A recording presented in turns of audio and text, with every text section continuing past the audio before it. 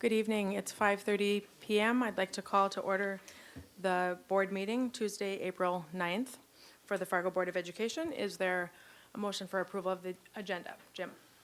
I move adoption of the agenda as provided with the addition of item C1 under the consent agenda, the HR addendum that was at our work location. Okay, thank you, Jim. Is there a second? Second. There's been a motion and a second. All in favor signify by saying yes. Yes. Yes. Opposed? Motion passes. Moving on to item number 3 on our agenda, community outreach and communication monitoring, mental health, dropout prevention, and youth risk services. Missy Eidsness is going to introduce this. Thank you. Yes, Fargo Public Schools was a partner in a grant with PATH and with SEEK. And the grant is to implement and we have the form in front of you, but a full-service community school. The grant is a 5-year grant, and tonight, to tell you about the grant is the principal of Jefferson School, Brad Franklin, Keely Irie from SEEK, and Heather Simonich from PATH.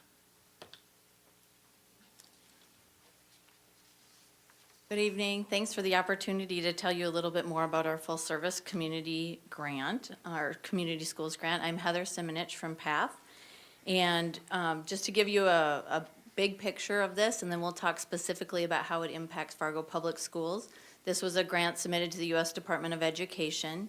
There were 120 applicants from around the country, and we were one of 15 selected for $2.5 million for a 5-year grant to develop and build an infrastructure in North Dakota for full-service community schools. So the initial portion of the grant, or the first couple of years, is working intensely with our demonstration sites that were selected in North Dakota, one of which is Jefferson Elementary here in Fargo. Another is Washington in Minot, Washington Elementary in Minot, and then Mary Stark in Mandan. And those schools were selected strategically because of their work with community partners in enhancing the services and supports that are available to the kids and their families in their school. I have had the good fortune over the years working with Mr. Franklin on several initiatives related to trauma-sensitive schools and building community partnerships to enhance our ability to support kids and families, and recognize his work in the community outside of the school building to help meet the needs of those students. And so Jefferson was selected strategically, and we will work to kind of showcase their work and enhance any needs that are identified, and he'll talk to you a bit about those in terms of his priorities. And then there are 3 pilot sites that will be announced very soon. We had 7 different school districts apply to be pilot sites. They have to be small and rural schools, and then they will be paired up and learn from our demonstration sites about the full-service community schools model. And so I'm going to have these two say a few more words, and then we'll take questions at the end as a group. I'm Brad Franklin, principal at Jefferson Elementary. Mrs. Simonich, we developed this grant, or finalized it, over July 4th last summer. I was in the boat, and she was in San Diego. And then we were on a conference call with Luke Schaefer. So that's how this all originated. We've worked with each other over the years through trauma training, also with Jefferson Connectors, Chip Ammerman, with Cass County Social Services. We had Thomas Hill with United Way, and working with Charism. We did create a Jefferson Connectors that's been in, it's probably 5-6 years now, which has really opened some doors for opportunities to partner with outside organizations that we all kind of shared what our expertise is, and we all could kind of, I could share space and time.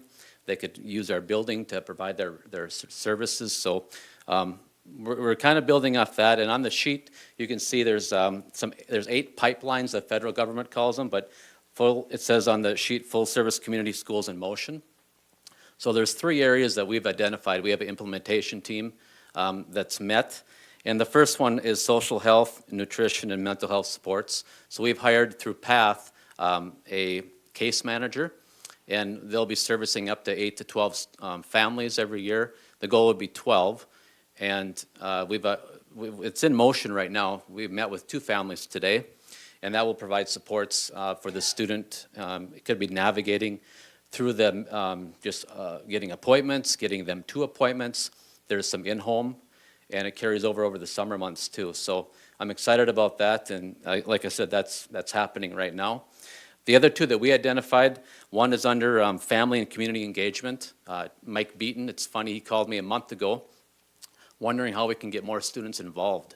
If you look at Jefferson and Fargo South, that's something, not just athletically, but even with the arts.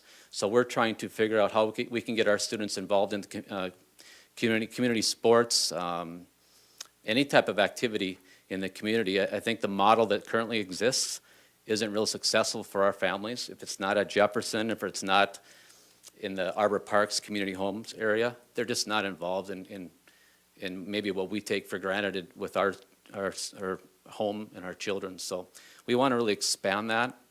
Maybe it means bringing some of those opportunities right to our building. It could be Taekwondo, they do it at Jefferson.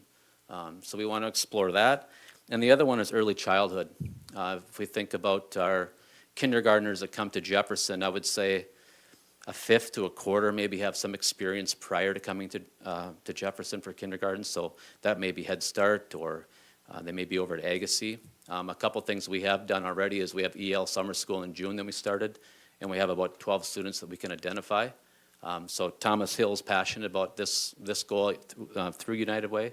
So that's an area that we're going to focus on as well, because we just see that our students are coming not prepared, and they're already behind before they enter the doors compared to maybe some other schools. So we want to make sure that we can provide for them before they come through the doors of Jefferson. So those are the areas that we're going to focus on, and we do have some innovation funds that we can use to help be creative in trying to tackle some of these projects. So.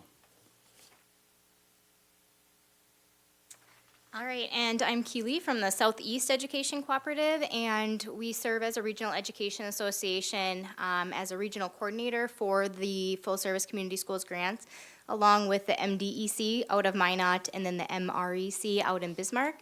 And so really we are serving as a liaison between the school and then also with the North Dakota Full Service Community Schools Consortium.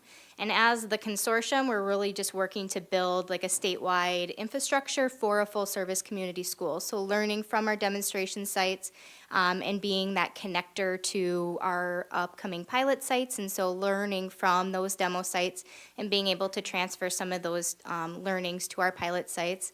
Also just to help with evaluation type of things and reporting from the federal level to from the school level, so just trying to serve as a helper in that arena. And then also just want to be a support to the demo sites themselves, and so we've established a demonstration site network, and so that Brad can learn from what's happening in Minot and what's happening in Mandan as well.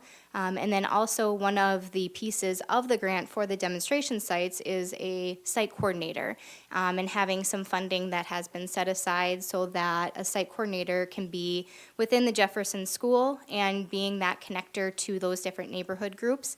And then also with those community partners that maybe that they're already utilizing, but what can we build upon to help those pipeline services be enhanced or come alive within that Jefferson School as well. So that's something that's kind of unique, I would say, to this grant, and something that is being provided through the Full Service Community Schools network, and then being able to provide support to the site coordinators in all three of the demonstration sites as well. So that's kind of in a nutshell, I would say, from our three perspectives on the full service community schools and what's happening here in Fargo. Like Brad said, this is kind of a new grant, and we just started this school year. So it's really learning from where our current state is and then moving towards that desired state. So we appreciate you guys taking the time to hear more about the grant and being supportive of the work that's happening over at Jefferson, and just really being a statewide model for our grants throughout North Dakota as well. So thank you again. So if there's any questions too. Yep. Robin, and then Brian, did you have your hand up? And Brandy. Go ahead, Robin. So where do we start? Things like this wouldn't happen if it didn't have a supportive building administration. So Brad, thank you for embracing this model. and I have a little bit of background because I serve on the Badges of Unity Board with the Community Trust Officers, which you've also embraced, and the Jefferson Connectors model. So these things wouldn't happen without your support. A couple of things that I've learned is Jefferson has one of the lowest numbers of counselor referrals in the district. Now, isn't that odd when you have some of the highest need and lowest income children? So that I attribute that to the wraparound services that you have embraced. And when I heard that from, I believe it was from Amy Riccio, that was astonishing to me. So thank you for the work that you do there. Community partnerships are where it's at. Am I wrong? And so you guys have really leveraged that. And I just can't say enough about the great work that you guys are doing for our Jefferson families, because that's our superstar school in my estimation. And you wouldn't have got this grant without the work that you're doing initially. So thank you for all you do, and keep it up. I can just make one remark to that, and I just want to say thank you, because without an initial letter of support to even apply for this grant from Fargo Public Schools, we would not have received it. And so it takes some courage and vulnerability on behalf of all of you to figure out how we work in a different way together with our community and leverage these partnerships to serve our kids, and so thank you for that. Brian? You had mentioned there's barriers earlier, and I'm assuming transportation could be one of those barriers, but you're going to bring people in. Will you do anything with transportation if that's a problem or a barrier for keeping kids involved in activities? Yeah, so that is something that we would explore. I do think if it's in the neighborhood at Jefferson and/or the Caresum area, that they will come. But if we can have transportation, or especially like on a weekend, we think we have soccer up in North Fargo, it would be easy for us families to get there. But there's a lot of single families that maybe don't have flexibility to get them there, or there's like the lack of transportation. So that's something we will explore, and if we can, yes, we'll try to provide that. We also want it to be sustainable, though, too. So we want to make sure we don't want to create something that after the innovation funds or the dollars aren't there, that we can sustain in the future as well. So, Brandy? So how many kids are going to be allowed to do this? I mean, do you guys have like a certain number? I suppose you probably don't even know. for the case management, Correct. we have it. Go. You can. Well, I would just add, so the case management is a small, like, one support of this entire grant that's available to all 3 of the demonstration sites at a halftime level. And so it's an initial pilot to see how we can get the partnership to work. So the case manager can take about 8 students at any given time. And so depending on how long they receive the service, it's hard to predict how long they'll get it. But it's intensive case management with the goal being largely family engagement. So in-home visits and things like transportation support, things that traditional services and supports provided by the school can't necessarily meet. Thank you very much. Thanks for everything that you guys are doing too. It's great.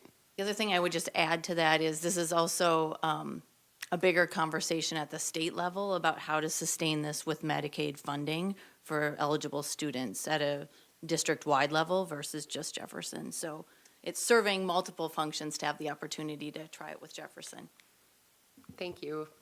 Brian, you had another comment? Just a comment, I really appreciate your thinking to do something that's sustainable even after the grant, so that's good thinking. Especially if it's working. Far too often the grant goes away and it was working, and now what? So, thank you for that. Robin? One last comment. I do need to give a shout out to Charism. They started your Check and Connect program. They actually go to the houses to get the kids to bring them to school. That doesn't always happen for a lot of our schools. And something that simple, what the kids now want to come to school. That was a huge huge project for Charism. So John Fisher and his team also deserve a shout out. So go Charism. Yes, and I want to just shout out, this all started, I think a lot of it started, our opportunity to work with Heather, with Chip Ammerman. We were just kind of brainstorming, I know Chip, outside of our profession, and how we can reduce referrals, or mainly be proactive with our families. And that got a partnership with Charism, and then also Thomas Hill with United Way.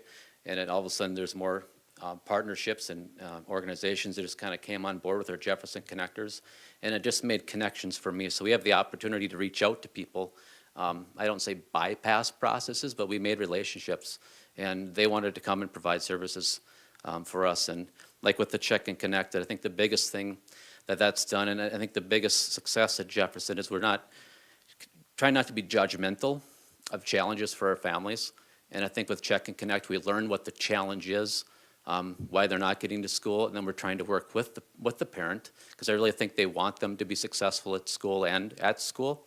So how can we partner with them to, create that positive relationship with us, and we can work together, and it's going to be better for the students. So it's really that approach, I think, that's important. Well, thank you very much. This definitely goes along with the discussions that we've been having as a district, the task forces that we've had community-wide, and just the greater asks that K through 12 education is being pushed for. So full-service community schools definitely describes, I think, what is being asked of public education. And it'll be wonderful to gain the knowledge from what is going on at Jefferson, and see how that can be leveraged down the road and expanded. So thank you so much for what you are doing and your dedication. Missy, you're going to address the next item on the agenda as well? Yes, our next agenda item is student achievement and growth monitoring. And tonight, we're going to highlight one of our reading intervention programs, which is Reading Recovery, and Susan Peterson is our lead for that, for the district. Hi, thank you so much for letting me give you an update on Reading Recovery. Reading Recovery has been reading intervention in Fargo schools for the past 20 years. We're actually celebrating that this year. And so we wanted to share a little bit about our program with you.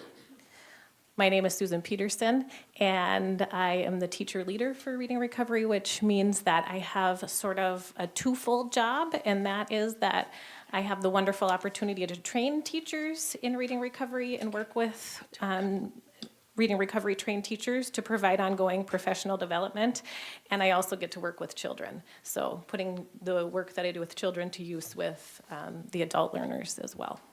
Okay. And in just a minute, you should be able to see the slides.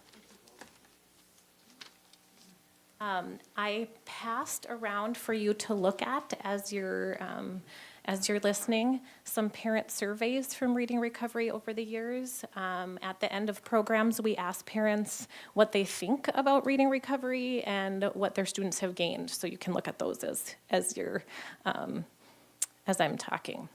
So first of all, for those of you that aren't or don't know what Reading Recovery it is a short-term reading intervention for our lowest achieving first grade students based on a set of 6 assessment tasks that we do at the beginning of first grade.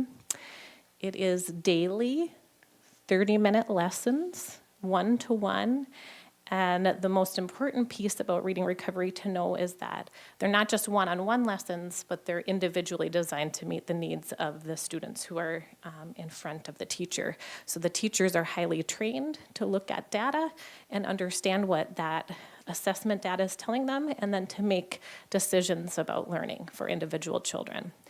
The lessons are comprised of various components, so rereading, reading, writing, word work, letter work are the parts of the lesson in each session with students.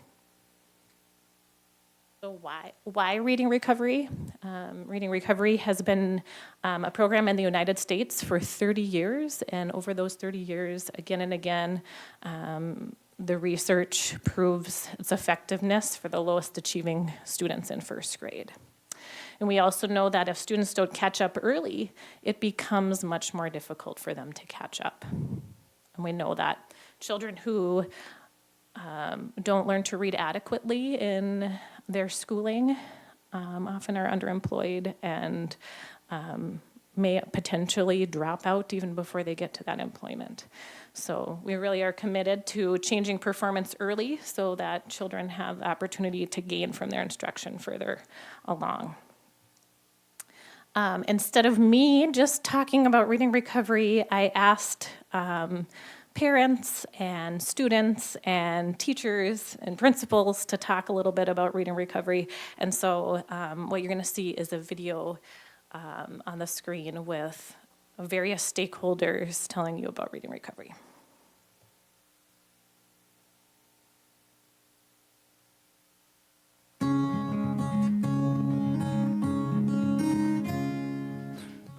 At Madison, we like Reading Recovery because it meets the needs of our kids individually. When we have kindergarten students come in, we work with them throughout the kindergarten year, but at the end of their kindergarten year, we're sitting with some students that now need to have some intense instruction, and we want to make sure that we're delivering on that right away as we enter into first grade, because we know that by the time they're done with first grade, if they're not caught up or if they're not where they need to be, our chances of going into long-term recovery are going up significantly. So we want to make sure that we are meeting those needs right away at the right time and as early as possible. We have kids that we have tracked in Reading Recovery that have made significant progress. And with those particular kids, when you see the gap closing, and by the end of their 20 weeks, we're just about there. Either we're there or we're close. And that's a situation where if we weren't able to close that gap is probably going to continue to widen because the classroom has moved on. You know, in this particular case, we're able to close that gap, and that keeps us from needing to go to more intense interventions, such as special education or long-term services.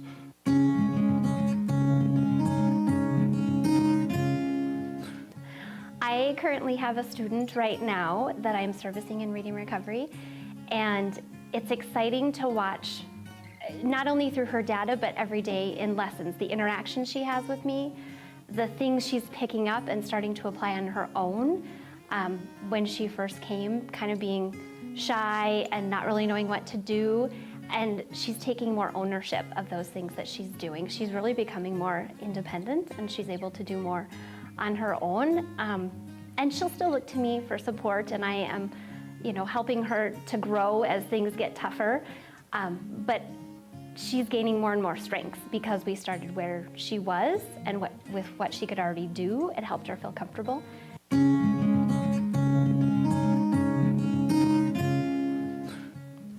I thought that teaching reading was one size fits all, that we could follow a curriculum and students would learn. But with struggling readers, they have so many individual needs that my training really helped me figure out how to teach to the individual child. I have learned so much through Reading Recovery training and then ongoing professional development. It's completely changed the way that I think about reading. I used to teach third grade, and I had older readers, and I felt like at that point, if they were still struggling, I wasn't quite sure how to start with them or how to help them or how to get underneath what they need. And now I feel like I can really zero in on what their needs are and help each child grow, because I'm having time to be with them one-on-one and really analyze what it is that they need and prompt them according to what their strengths are and help them focus in on what strategies they need to move forward. We learn so much from others every time we do Behind the Glass. It's amazing that you get a chance to see what other teachers are doing and fine-tune your teaching. It helps every time I come back from PD, it makes me think about, okay, what else could I be doing to help my students to be the best that they could do in their program. And I find that we usually talk about things that affect most of us and how we can help our students. For example, when we've talked about the writing and the reading being reciprocal processes, I've really taken that to heart, and I'm seeing great gains in students that they know if they can read a word, they can write a word. If they can write it, they can read it.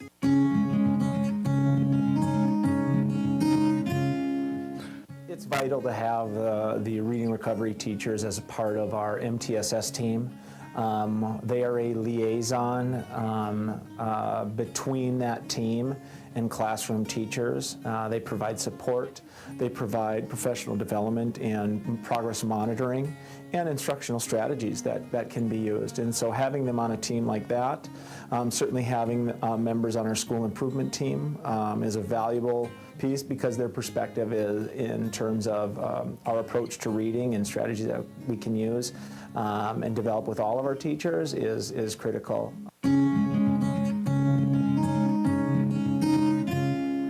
This is Alicia, and she's going to be reading to you the first book, I Can Read. I can read to Mom. I can read to Dad. This is Alicia, and she's going to read from the book Let Me In, The Three Bears. Okay, Alicia. The Three Bears. Once upon a time, there were three bears. There was very big Papa Bear. There was big Mama Bear, and there was little wee baby bear. At first, when I came, I didn't know how to read in English. And then when I was with Miss Thompson, like every day I read to her, and I could read just a little better. And now I'm a great reader.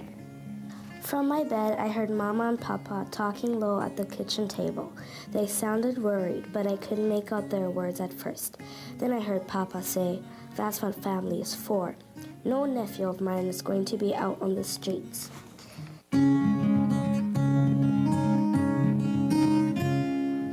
Reading recovery affected my daughter's schooling by helping her become more confident in reading and writing things at home with me that she originally wasn't comfortable with when she first started.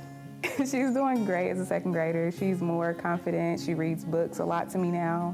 She's writing all the time. She stops in to see her teacher just to let her know, she's still doing what she started in kindergarten, basically just advancing. It's so amazing.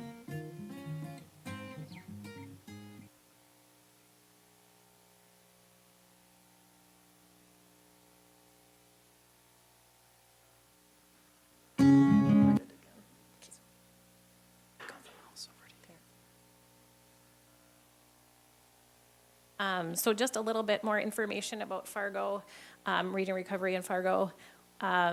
Last year, we had 162 first graders. 61% of those students were males, 39% female, 40% are minority students, and 20% are English learners.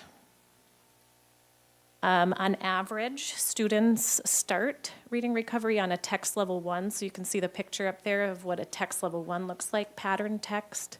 And I have some examples that I'll share in just a minute. And then you can see that the average increase in text level is up to text level 16. So between the 12 to 20 weeks, on average, they're at 16. So I'll pass those around so you can see what they look like.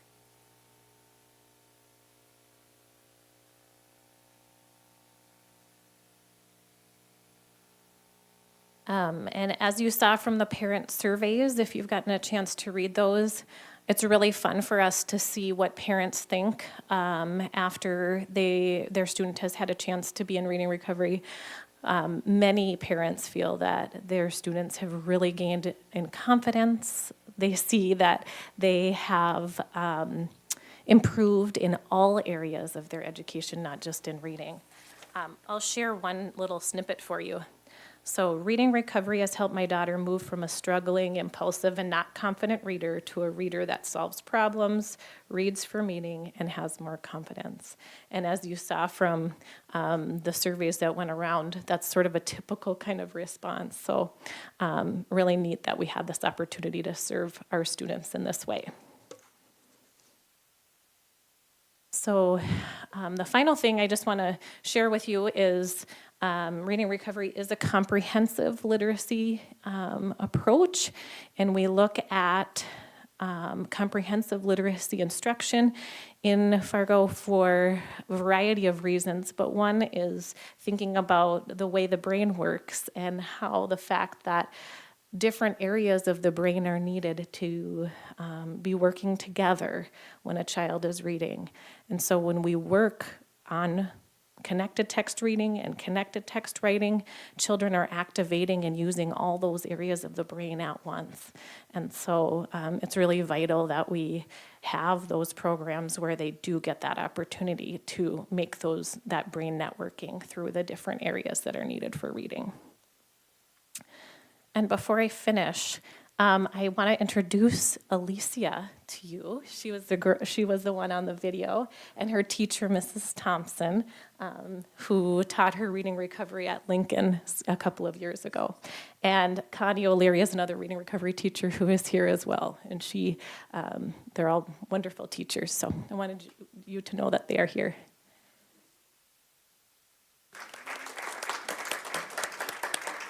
Alicia brought a book, so she wants to read just a page from it.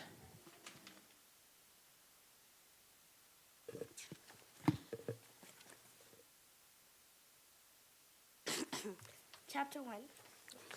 Chapter 1. The frog, Mabel Trent said and laughed. Do you remember the frog? Mrs. Shelton laughed too. Of course I remember it. It jumped out of your desk and scared Mrs. Donovan. Poor Miss Donovan, Mabel Trent said. She dropped her books and yelled at the frog. Get out of my class! Mrs. Shelton laughed. And you put cream cheese in Mr. Casper's jar of white paint, she said. You sure did some crazy things. Cam Jansen whispered to her friend Eric Shelton. She must have gotten into lots of trouble in school. Mom would laugh if I did those things, Eric said. She would punish me. When Mabel Trent was in 6th grade, her family had moved far away, but she and Eric's mother were still good friends. Now she was visiting the Sheltons.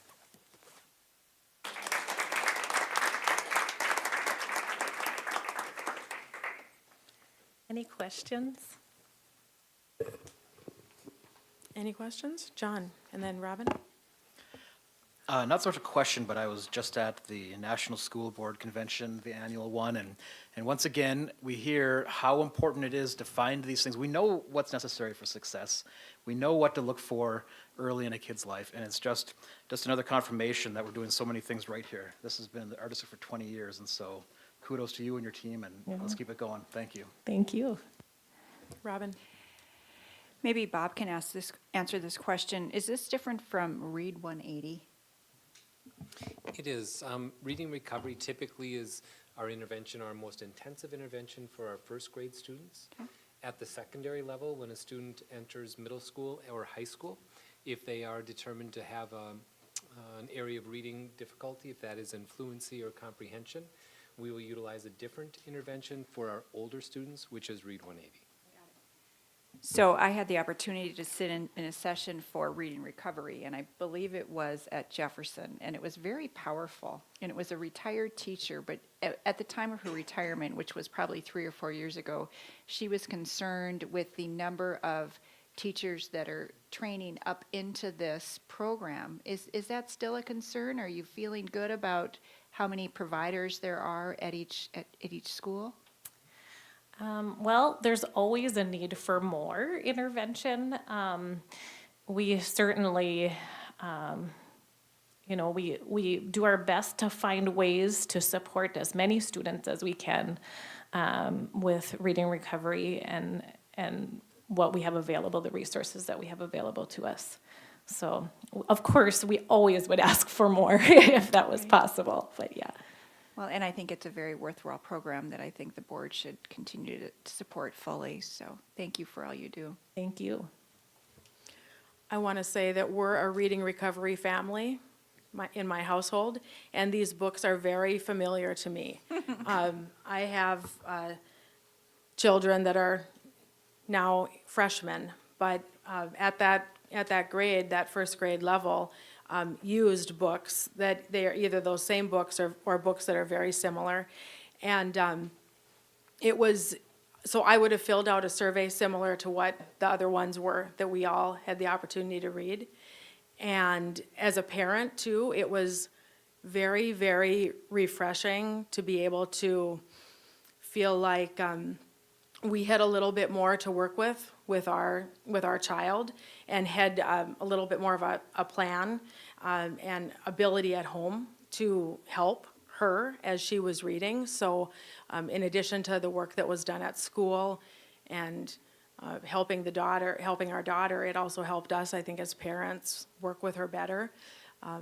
Excellent program. Thank you. Great. Yeah, thank you.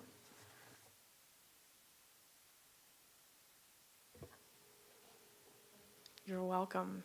Hopefully you have all the books back. Thank you for reading to us this evening. You did wonderfully. Fabulous reader. Okay, on to the recognition of our audience, and we do have one individual that has signed up to speak with us this evening, Michelle Driscoll. So at this time, we would welcome you to come to the podium, and so that you are able to share your comments with us. We ask that you state your name and address for the record. We would also ask that you refrain from using this forum to criticize or complain about a specific employee by name. The board is interested in your comments and will listen carefully, but is not obligated to respond or to debate issues in this forum. Should you desire a written response to a specific question, you may request it. This evening, you will be allotted a maximum of 4 minutes. Thank you for joining us. Thank you. I'm kind of well known by some of you. Some of you are probably waiting like, oh God, I can't wait till she gets out of this high school system or whatever, because I say what I want. I come here to you tonight, and I wish it was as happy as you've heard now, but I hate to tell you it's not. Is there any reason why we would ever prematurely want to lose a child by their own hand? My son recently let me in, and I'm proud, Mom, that he was able to do this with me, show me some of the social media that was being written between our students. Let me tell you, it made me uncomfortable.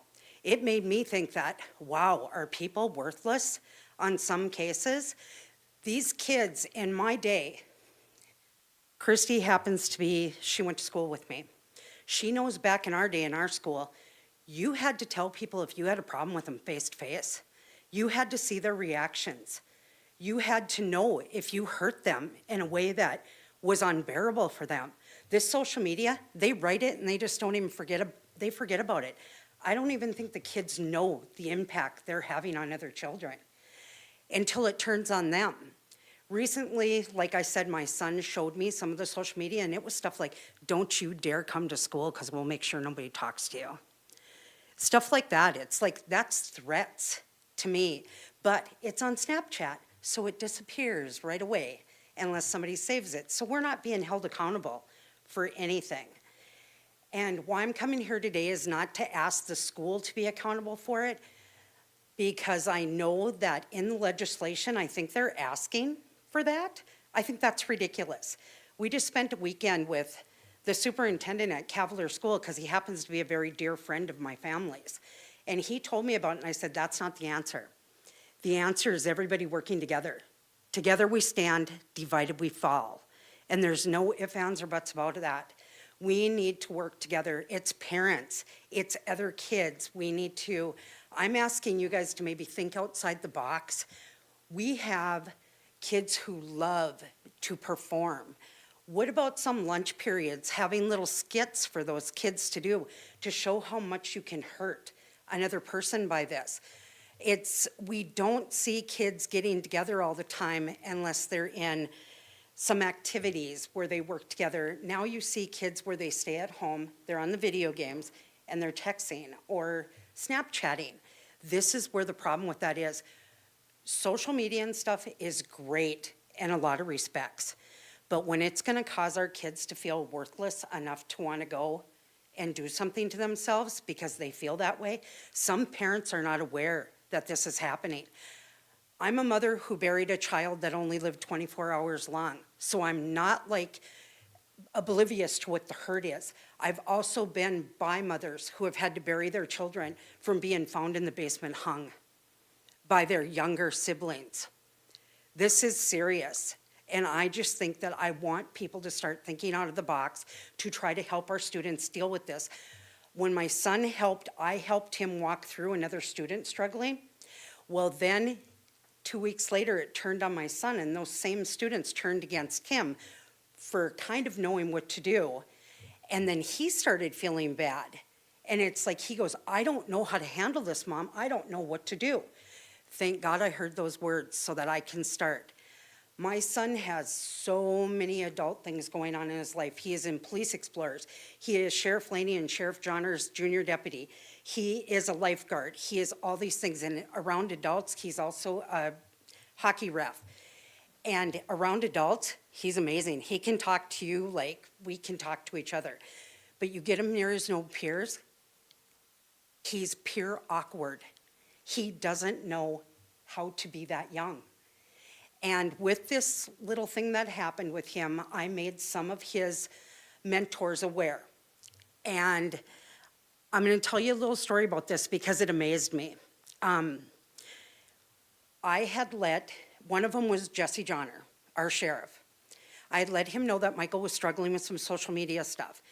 I called him and he goes, let Michael know what happened to me during social media during this time that I ran for sheriff. And I thought, I don't want Michael to know that Jesse knows yet. I was just letting Jesse be aware that along with some other mentors that I might need their help because I'm a single mom. Well, I was calling one of Michael's other mentors that were coming to get him to take him to the Force game and keep him busy and stuff because he was struggling a little bit. I accidentally dialed Jesse Johnner's number and I hurry up and hung it up really quick thinking, okay, I got this. No, he didn't even ring on his side. I was talking to the other person and Jesse Johnner was beeping through. He knew how serious this can be and he took the time out fighting a flood, doing all these things to make sure that my son and I were okay. I hurry up and text him and said, I accidentally called you. If you need us for something, call me back. If not, don't bother. The other thing that I want you guys to recognize is that through email, I worked with Michael's assistant principal, and I also worked with the counselor, and they were amazing. We had a rough first year because Michael, every time my son does a change, it kind of gets a little loppy, but this year he's doing great. And I was able to email those people so that they know when I say something's going on. And they were able to help me with Michael in the school part of it. But how many parents have that? How many, especially single parents, or even people who have two parents? What kind of a relationship do they have with their child, or does their child want their parent to think that they're okay and everything's fine and I'm great at what I do? Thank you for coming here this evening. We do have to move on with the rest of our agenda. If you would like to share some additional comments with us, please feel free to email us or reach out to us or come and speak to us again. But we'll take note of the information and your concerns that you shared with us tonight. Thank you. Thank you. All right.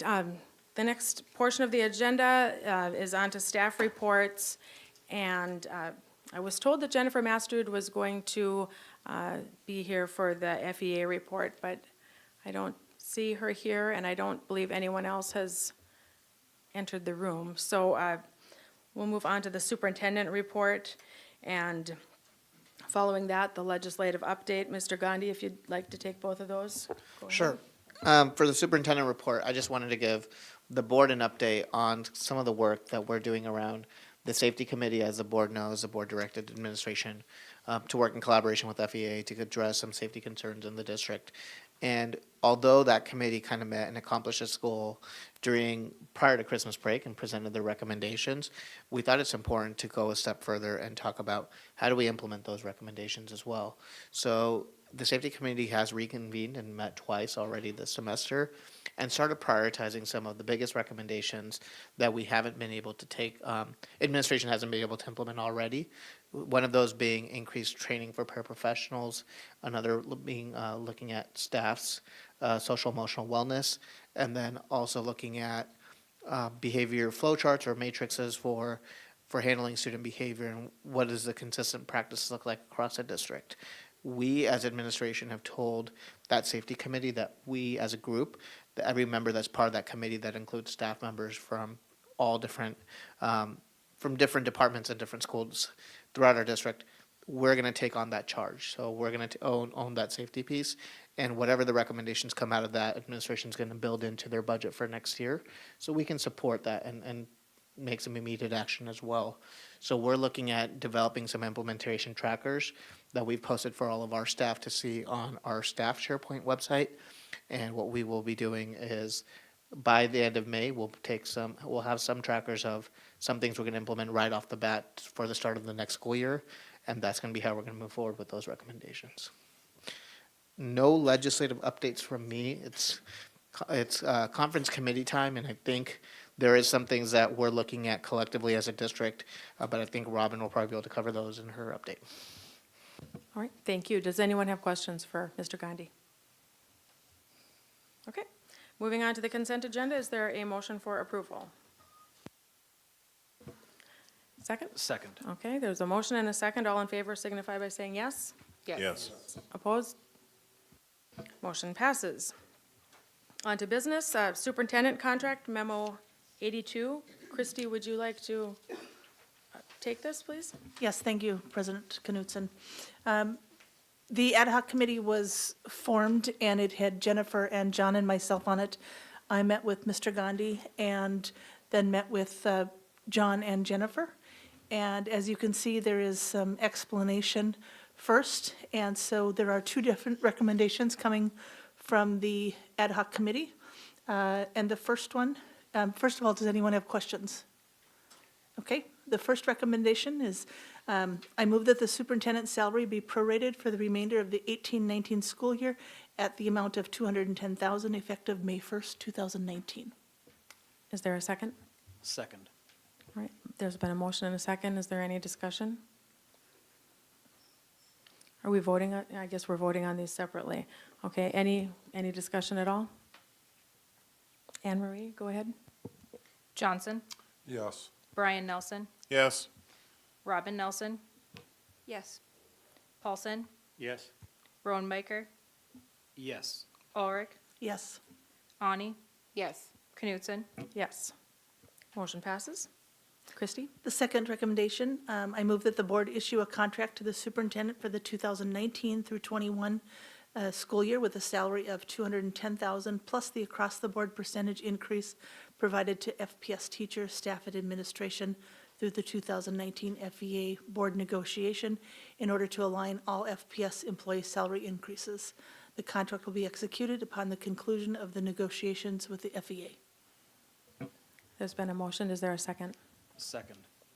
All right, any discussion? Jim? I'm going to actually vote against this recommendation, not because I don't believe you deserve a raise, but I think this is really, really bad policy. First of all, what we do in negotiations affects our teachers. It does not set the salaries for our staff or administration. That's a function for our superintendent to do. This would imply that whatever we give the teachers automatically goes to everybody else. That may be what's happened in the past, but that's strictly because of a superintendent decision. I just think this is flat-out bad policy to put in place. I would prefer that we just give a percentage increase based upon what we believe we can afford and what we believe the superintendent deserves, and I'd certainly support that increase. But tying it to what we're doing in negotiations is, in my opinion, a huge mistake. Robin? Jim, I agree with you. I'll be voting against this portion of the recommendation. I think the intent was sincere. It's a very delicate conversation. As we talk about this through negotiations, it adds a level of complexity that I don't think is necessary. So I am not in any way opposed to compensating you more because you're doing a tremendous job, but I wanted to state on the record that I will be voting against this for philosophical reasons. Is there any other discussion? David? I would have to agree with what Jim and Robin have said. FEA negotiations involving the teachers, in my mind, should be completely separate from however we decide to negotiate with the administration.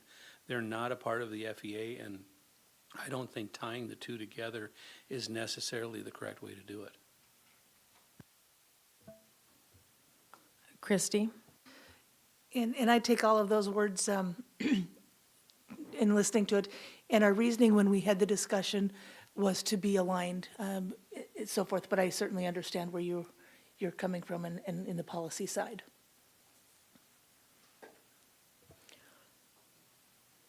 At this point, I would say that I would tend to agree with the three that have mentioned that they would be voting against it specifically for, again, tying it to negotiations. I would be reiterating the same comments, so I don't need to say them, but Jim?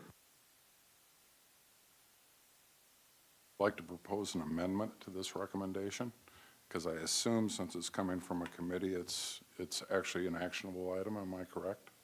Sure, go right ahead. Okay. I'd like to propose that following the number 210,000, we strike all the other language and put in there plus a percentage increase as determined by the board following the completion of the negotiation process with the FEA. Do you need a second on the amendment? Anne Marie says yes. I'll second that.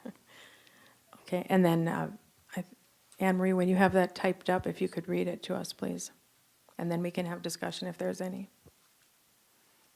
So Jim is proposing to strike all of the information after 210,000 and change the language to after that to say plus percentage increase as determined by the board following the negotiation process with the FEA. That's what you said, right? Yep. Okay, is there any conversation, any question on the amendment?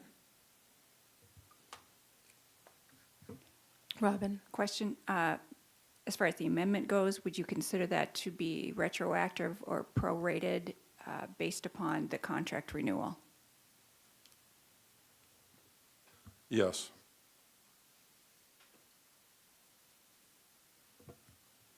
Okay, any other questions? All right, so then we'd just be voting on that amendment right now. Anne Marie? Johnson, Yes. Brian Nelson, Yes. Robin Nelson, Yes. Paulson, Yes. Rodenbacher, Yes. Ulrich, Yes. Ani, Yes. Knutson. Yes.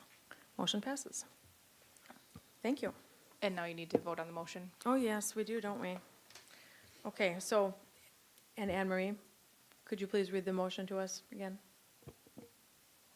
So the motion was that the board issue a contract to the superintendent for the salary of $210,000 plus percentage increase as determined by the board following the negotiations process with the FEA.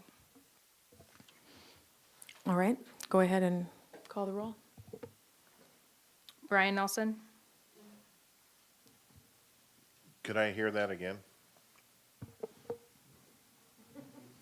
that the board Yes. issue a contract to the superintendent for the 2019-21 with a salary of $210,000 plus the percentage increase as determined by the board following the negotiation process with the FEA.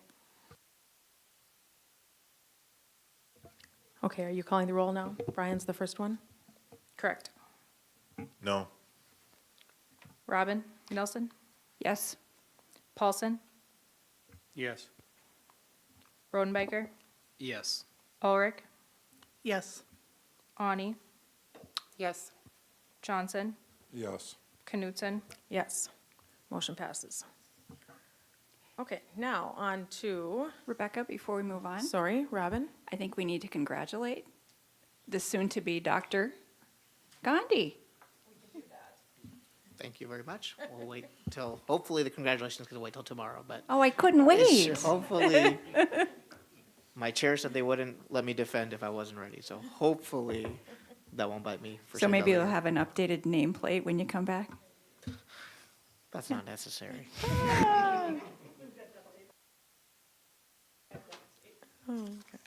Well, good luck. Thank you. Yeah, thank you for the diligence on Thank you that very effort. much. Moving on to BSR 5 Update Memo 83.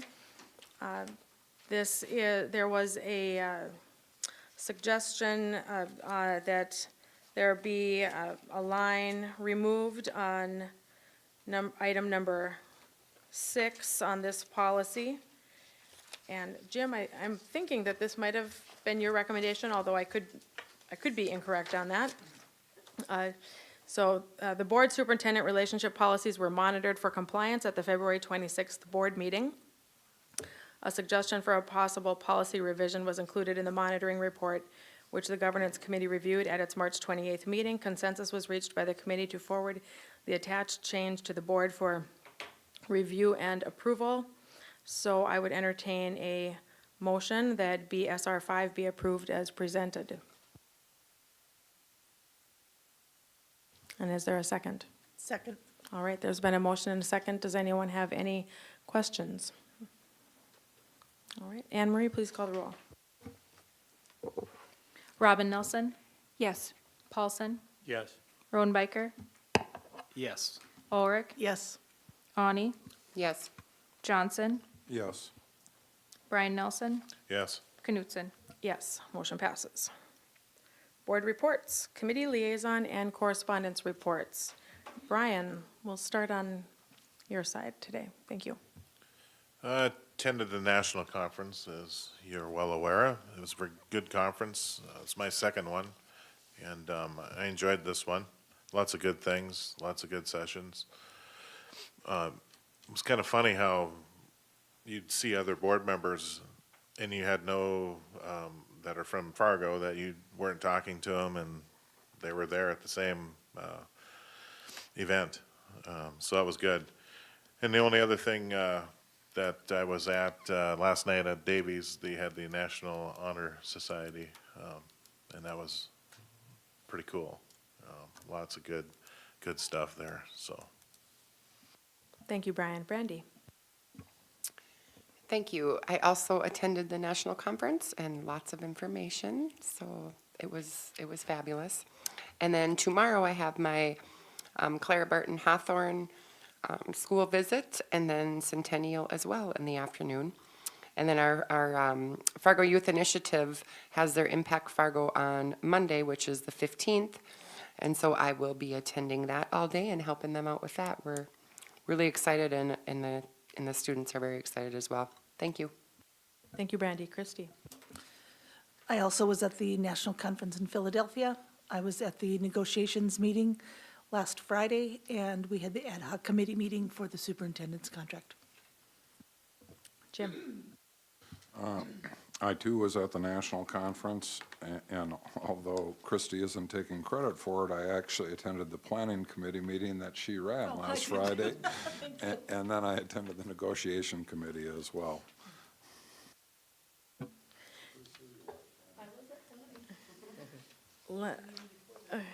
I wanted to say that today I attended part of the first day of the Building Bridges Conference that is put on by Lutheran Social Services. And I will be filling out a report of the sessions that I attended so that I can share that with fellow board members and administration.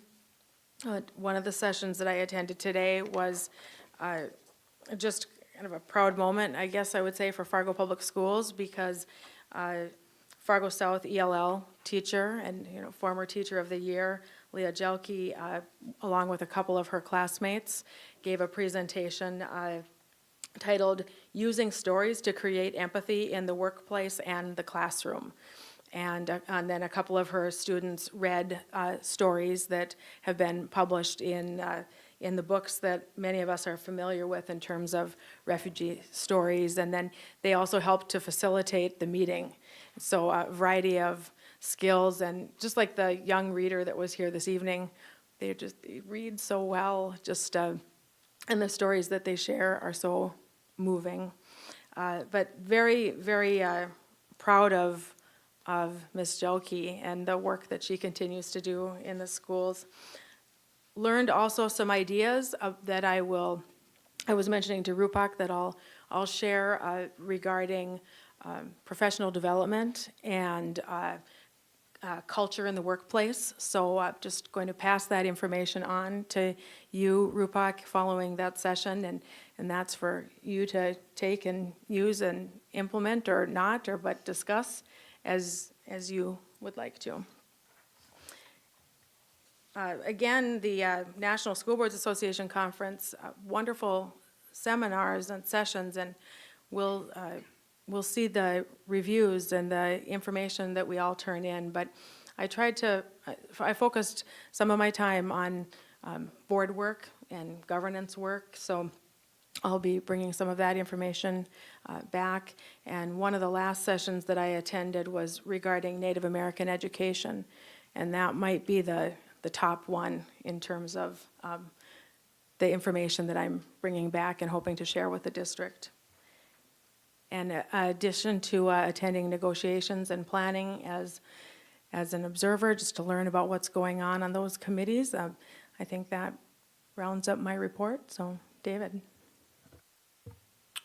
I attended the National School Boards Convention as well, and barring another blizzard, I should be completing my visits with Kennedy and Discovery.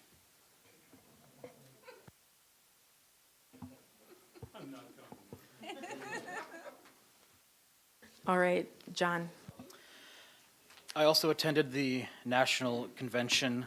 I want to reiterate that, yes, it is, like Brian said, it's an excellent convention. I've been to too many conventions in my day, and the opportunities there to get that national lens, that national perspective of what's happening in other districts across the country, I think is really important.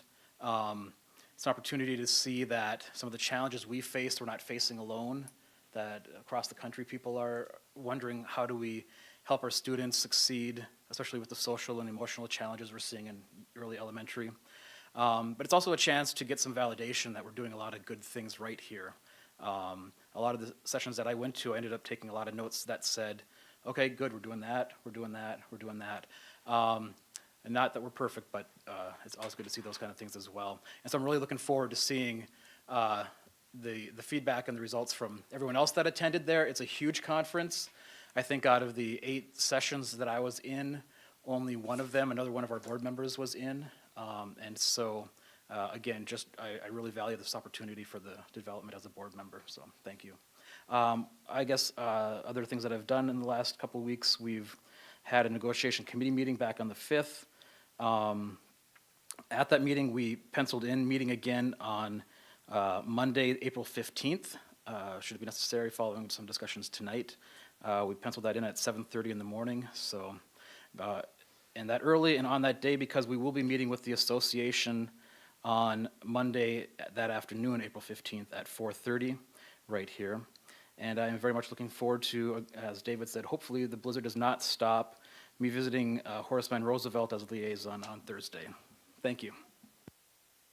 Thank you, John. Robin? Geez, I got to check the weather forecast, apparently. Okay, March 27th, I attended a CDPTA meeting. A little bit more about the consolidation with city PTAs to the state level. I communicated with the communications committee. They're going to start to work on some communication pieces with PTAs, PTSAs, and PTOs. But that said, the city PTA is still planning on doing the spring luncheon not only on May 15th, but going forward. So that's not the final luncheon. So just a little bit of heads up there, that was news to me. On March 28th, I attended at Fargo Cast Public Health, which is my liaison appointment, at the Healthy Schools Summit that was provided by SEEK. Lots of educators there and also college students in the education field. A big emphasis not only on physical health, but also social emotional learning. So that was a nice conference, and that was free for everybody to attend. And then I've been, as you guys know, very busy legislatively. You saw some things about the gun bills going through and the resurgence of some of this legislation. I will share that this is the time where it gets really, really quite the wild ride. And when I was asked by many people, are you going to go testify on these gun bills? I said, I don't have time because I don't know when it's going to be, and it might be 2 hours from now. So that's how quickly some of these things move, and so that's why it's so important that you need to be available to answer texts and emails, and then turn around communications within less than an hour. I did send something out yesterday, as you all know. We didn't feel like we had the time to send it to you and then send it to your local legislators, so I hope you don't mind I skipped that step. I did that partially because for expediency, but also respect for your time. So this is when it gets busy. So forgive me if I forget some communications. The big bill that we'll be watching here going in the end of the session is Senate Bill 2265, and that is the big funding bill. Other bills will be rolled into that, but we'll be watching that closely. It's a little bit over my head with all of the different calculations, and so Jackie also needs to be really available and text and email.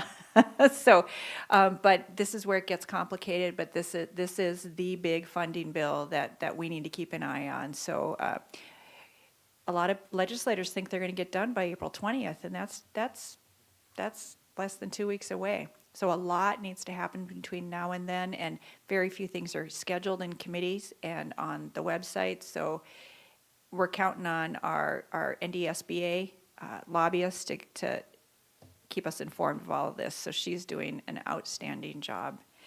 Do we have any questions on any legislation out there today? You can watch a lot of podcasts that I was on today, and there was a forum article as well. But I think I accurately reflected the board's philosophies and beliefs on those. So if I didn't, please let me know. And I think it's fine if individual board members with our legislative liaisons, Robin, I know you and I talked about this a little bit.